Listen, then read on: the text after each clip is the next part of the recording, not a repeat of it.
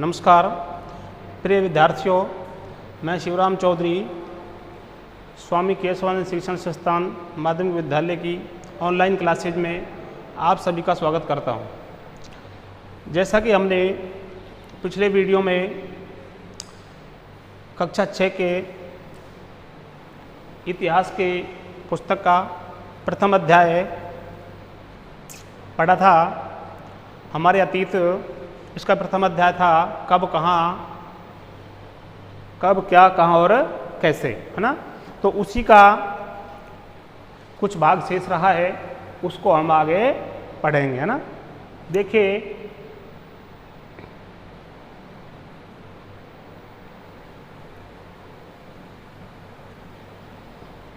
कल के वीडियो में हमने यहाँ तक पढ़ा था कि प्राचीन नगर से प्राप्त पात्र, है ना।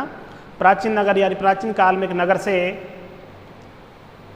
इस प्रकार का एक पात्र यानी बर्तन, पानी का बर्तन प्राप्त हुआ है। इस तरह के पात्रों का प्रयोग 4700 वर्ष पूर्व होता था। कितने वर्ष? 4700 वर्ष पूर्व। इस बर्तन के दाईं तरफ देखिए एक पुराना चांदी का सिक्का। क्या है? चांदी का सिक्का है ना, जिसके दोनों हिस्से दिखाए गए हैं, है ना। ये इधर से दिखाया गया है और ये इसका पिछला हिस्सा है ना, आगे से पीछे से दोनों का दर्शाया गया है। इस तरह के सिक्कों का प्रयोग लगभग 2500 वर्ष पूर्व, कितने वर्ष? 2500 वर्ष पूर्व होता था। हमारे द्वारा आज प्रयोग में आने वाले सिक्कों से यह सिक्का कैसे भिन्न है? यानी आज के समय में, वर्तमान समय में जो सिक्के हम काम में लेते हैं या प्रचलित हैं, उन सिक्कों से यह सिक्का किस प्रकार भिन्न था, यानी अलग था ना। तो हमको दिख रहा है कि आज के जो वर्तमान के जो सिक्के हैं उनके आकार में और इनके आकार में, बनावट में काफ़ी कुछ अंतर हमको दिखाई दे रहा है ना। तो आगे देखिए, ये सिक्कों की बात हुई।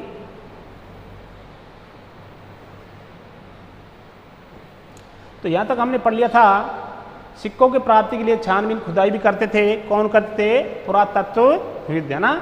इनमें से कुछ वस्तुएं पत्थर, पकी मिट्टी तथा कुछ धातु की बनी हो सकती हैं। वो वस्तुएं किस किस की हो सकती हैं? कुछ पत्थर की भी हो सकती हैं, पकी मिट्टी यानी मिट्टी के खिलौने बर्तन बना करके उनको आग में पकाया गया। और इस विधि को किसको? मिट्टी के पके हुए मिट्टी के खिलौने या मूर्तियां वगैरह बना करके जिनको पकाया जाता है, इस विधि को टेराकोटा विधि कहते हैं। कौन सी विधि? टेराकोटा। तथा कुछ धातु की बनी हो सकती हैं। धातु, है ना, तांबा है, पीतल है वगैरह, बहुत सारी धातु होती हैं। ऐसे तत्व कठोर तथा जल्दी नष्ट न होने वाले होते हैं। ये जो बताए गए ये ऐसे तत्व हैं या एक तरह से धातु हैं जो जल्दी से नष्ट नहीं होती हैं ना। इनको नष्ट होने में बहुत समय लग जाता है, जल्दी नष्ट नहीं होती हैं। इसी वजह से हम इनका अध्ययन करते हैं और हमें प्राचीन काल के बारे में जानकारी प्राप्त होती है। आगे देखिए, पुरातत्वविद जानवरों, चिड़ियों तथा मछलियों की हड्डियां भी ढूंढते हैं। पुरातत्वविद जो हैं, इनके अलावा वस्तुएं पत्थर, पकी मिट्टी के अलावा क्या ढूंढते हैं? जानवरों, चिड़ियों तथा मछलियों की हड्डियां, जानवरों की या मछलियों वगैरह की हड्डियां भी ढूंढते हैं। और इनसे यह जानने में मदद मिलती है कि अतीत में लोग क्या खाते थे। इन हड्डियों से हमको ये जानकारी प्राप्त होती है कि उस समय का मानव इन प्राणियों का या इन जानवरों का शिकार करके खाता था, और उससे हमको काफ़ी कुछ जानकारी प्राप्त होती है।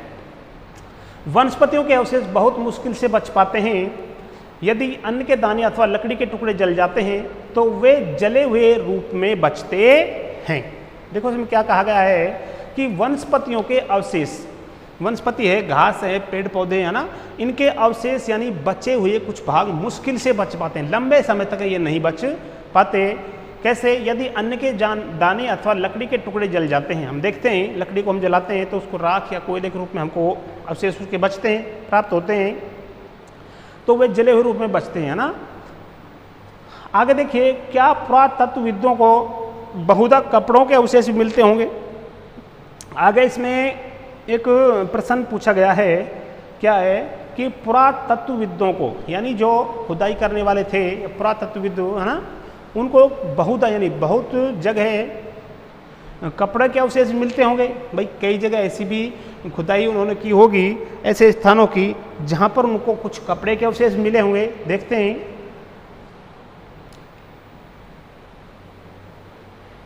देखिए क्या है, पांडुलिपि है ना, कल आपको पांडुलिपि समझाई गई थी, हाथ से जो लिखा जाता है उसको क्या कहते हैं, पांडुलिपि। जो ताड़ के पत्रों पर या एक घास वृक्ष होता है उसकी छाल पर जो लिखाई की जाती है।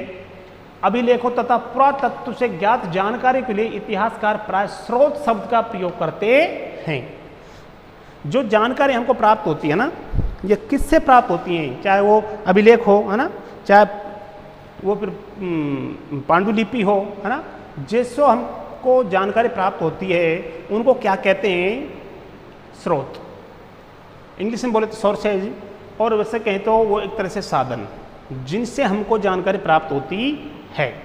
इतिहासकारों ने कहते हैं जो अतीत का अध्ययन करते हैं। अब बात आई इतिहासकार है ना, इतिहासकार किन्हें कहते हैं, जो अतीत का अध्ययन करते हैं, यानी प्राचीन काल का जो अध्ययन करते हैं उनको क्या कहते हैं, इतिहासकार। स्रोत के प्राप्त होते ही अतीत के बारे में पढ़ना बहुत रोचक हो जाता है। प्राचीन काल का जब हमको कोई स्रोत मिल जाता है तो उससे जब हम जानकारी लेते हैं या पढ़ते हैं तो बहुत रुचिकर यानी बहुत अच्छा हमको लगने लगता है, क्योंकि इन स्रोतों की सहायता से हम धीरे धीरे अतीत का पुनर्निर्माण करते हैं। जो स्रोत हैं जो हमको मिलते हैं प्राचीन काल के, उनके अध्ययन से हम क्या करते हैं, धीरे धीरे अतीत का पुनर्निर्माण, यानी प्राचीन काल का जो समय गुजर चुका है उसका हम पुनर्निर्माण कोशिश करते हैं। अतः इतिहासकार तथा पुरातत्वविद उन जासूसों की तरह हैं। कौन कौन, इतिहासकार और पुरातत्वविद, ये दोनों उन जासूसों की तरह हैं, जासूसी यानी जासूसी करने वाले है ना, की तरह हैं, जो इन सभी स्रोतों का प्रयोग सुराग के रूप में कर अतीत को जानने का प्रयोग करते हैं। यानी इन स्रोतों को एक सुराग है ना, एक तरह से उपलब्ध सामग्री के आधार पर अतीत को जानने का प्रयास करते हैं, है ना। अब देखिए आगे इसमें अतीत एक या अनेक, है ना। अब इसका जो हमारी किताब का शीर्षक था है ना, हमारे अतीत, हमारा अतीत तो नहीं था, हमने पढ़ा है हमारे अतीत भाग 1। तो इसमें देखिए क्या तुमने इस पुस्तक के शीर्षक हमारे अतीत पर ध्यान दिया है, क्या उस पर विचार किया है आपने कि हमारे अतीत इसका शीर्षक क्यों दिया गया है ना, हमारा अतीत या तुम्हारा अतीत या उसका अतीत क्यों नहीं दिया गया। तो इस पर हमको शीर्षक पर विचार करना है। तो यहाँ पर दिया गया है कि इस पर ध्यान दिया है, क्या अतीत शब्द का प्रयोग बहुवचन के रूप में किया गया है।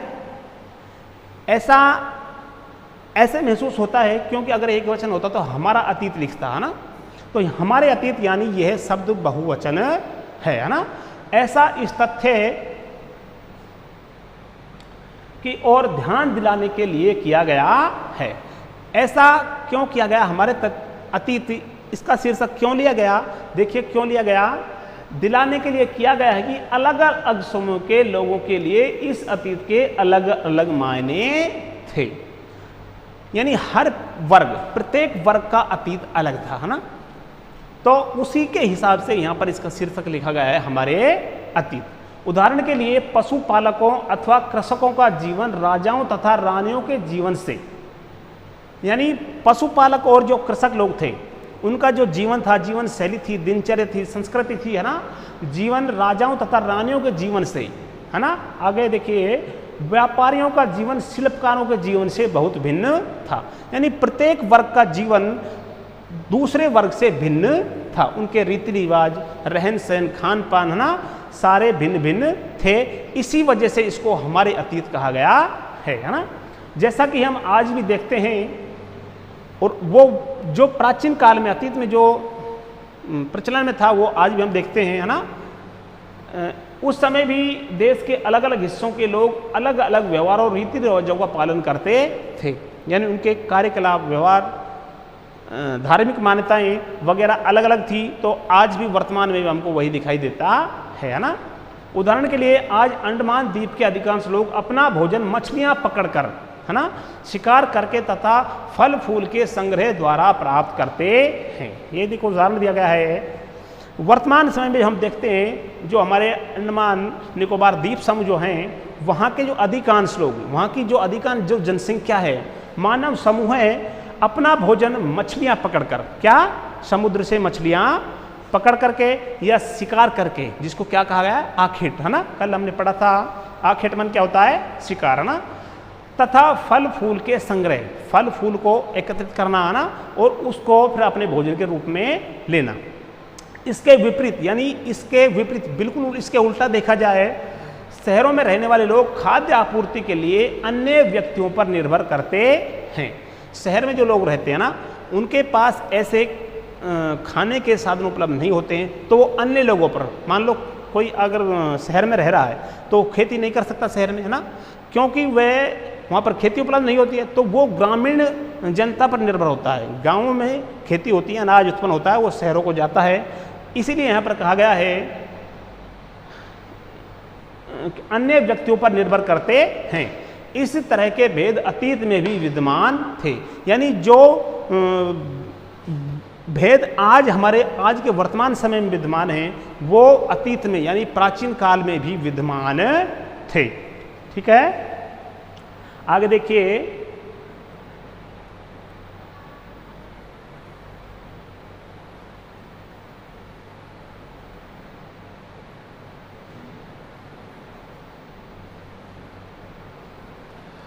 इसके अतिरिक्त एक अन्य तरह का भेद है, यानी एक भेद और है। उस समय शासक अपनी विजयों का लेखा जोखा रखते थे, यानी शासक यानी राजा, है ना, किसी दूसरे राजा पर आक्रमण करके वहाँ पर विजय प्राप्त करते थे, है ना, तो उसका लेखा जोखा भी रखते थे।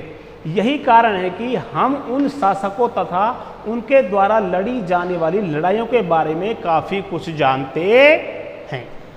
उसका लेखा जोखा रखने का यही एक तरह से हमको लाभ मिला कि उनकी लड़ाइयों के बारे में हम आज तक भी जानते हैं। ठीक है, हम किताब में पढ़ते हैं पानीपत का युद्ध, तराइन का युद्ध, है ना, तो ये काफ़ी कुछ वो अपने लड़ाइयों का लेखा जोखा रखते थे, विजयों का लेखा जोखा रखते थे, और उनसे हम आज उनको पढ़ करके उनकी जानकारी प्राप्त करते हैं, है ना।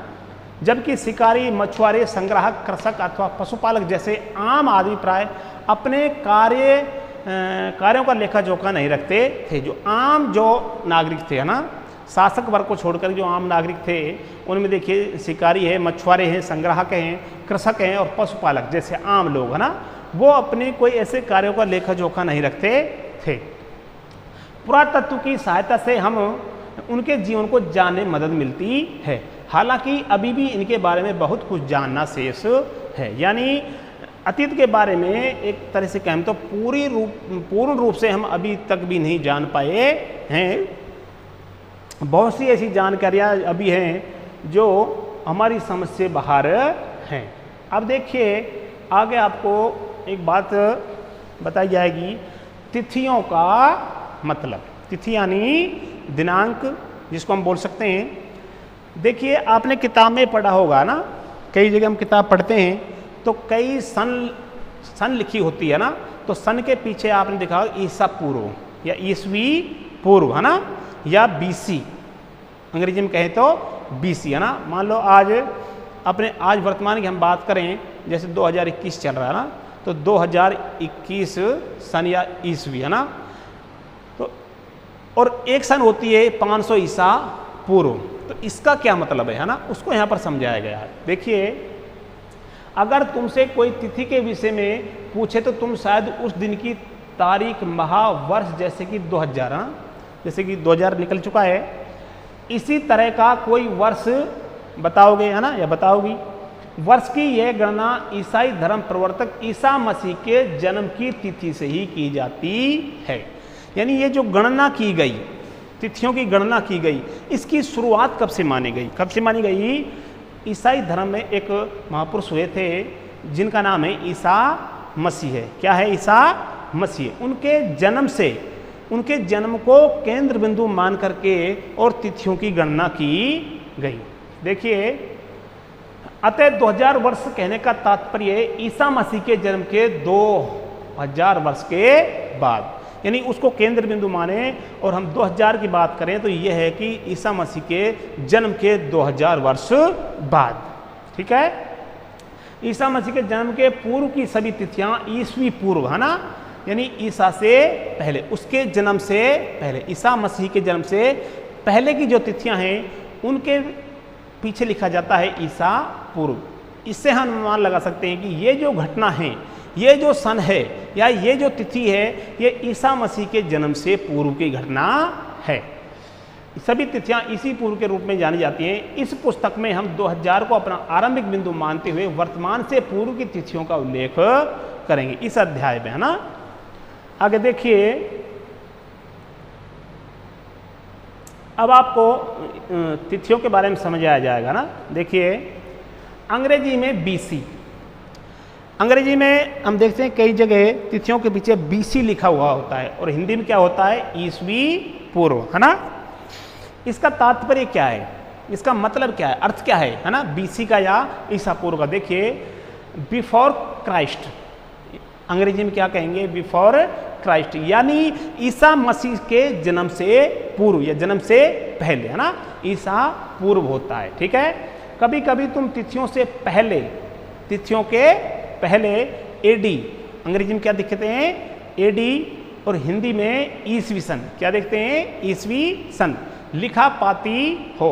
यह एनो डोमिनी, क्या, एनो डोमिनी, जिसको हम शॉर्ट में क्या बोलते हैं, एडी नामक दो लैटिन शब्दों से बना है तथा इसका तात्पर्य ईसा मसीह के जन्म के वर्ष से है। जिस समय ईसा मसीह का जन्म हुआ उस वर्ष को क्या कहा गया है, एडी, क्या कहा गया है, एडी। कभी कभी एडी की जगह सीई तथा बीसी की जगह बीसीई का प्रयोग किया जाता है। सीई अक्षरों का प्रयोग कॉमन एरा तथा बीसीई का बिफोर कॉमन एरा, यानी बिफोर यानी पहले, ईसा मसीह के जन्म से पूर्व और ईसा मसीह के जन्म के बाद, है ना। हम इन शब्दों का प्रयोग इसलिए करते हैं क्योंकि विश्व के अधिकांश देशों में अब इस कैलेंडर का प्रयोग सामान्य हो गया है।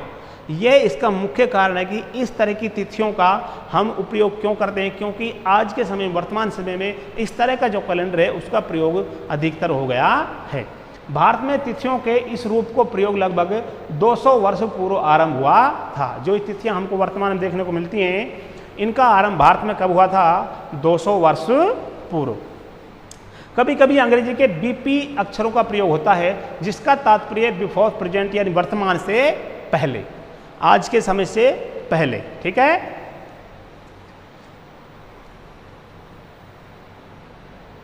अब देखिए अन्यत्र, अन्यत्र यानी अन्य। जैसा कि हमने पढ़ा, अभिलेख कठोर सतहों पर उत्कीर्ण करवाए जाते। शर्त होती है अभिलेखी की सतह कौन सी होनी चाहिए, कठोर।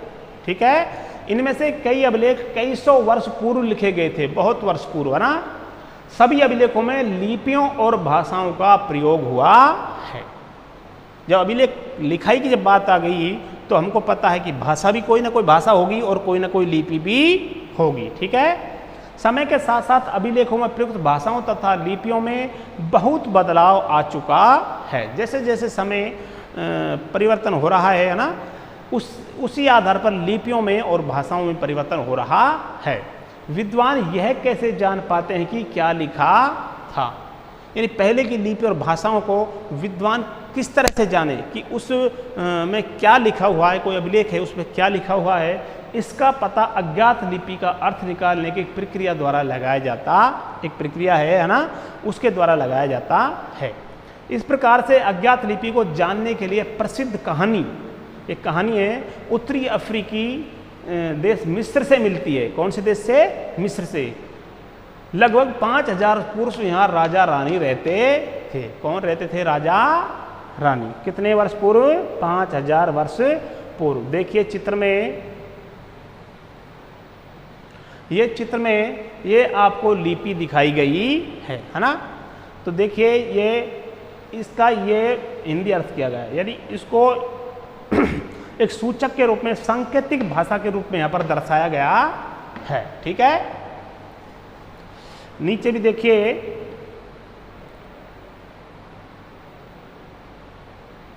आगे देखिए क्या है इसमें।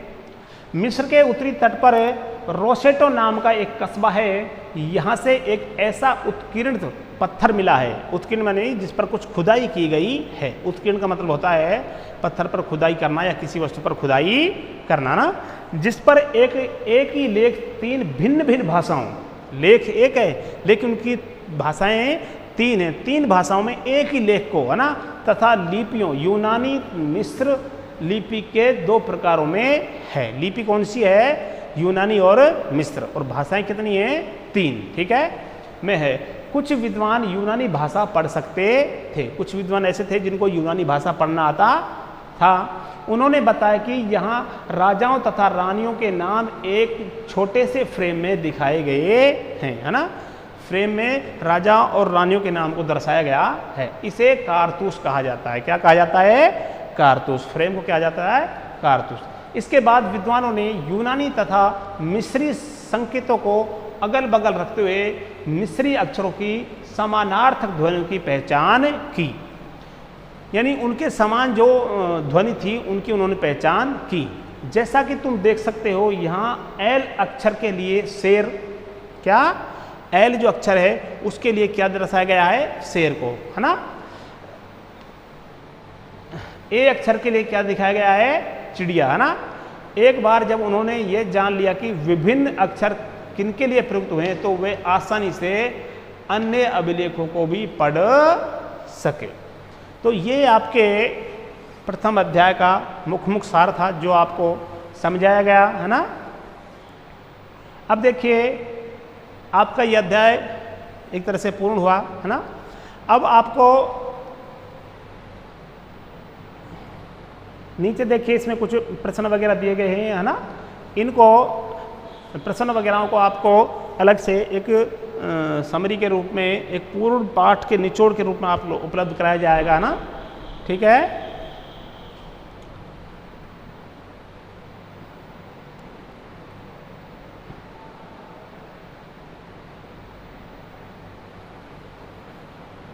तो आज का अपना यह अध्याय पूर्ण हुआ। अगले वीडियो में फिर मुलाकात होगी।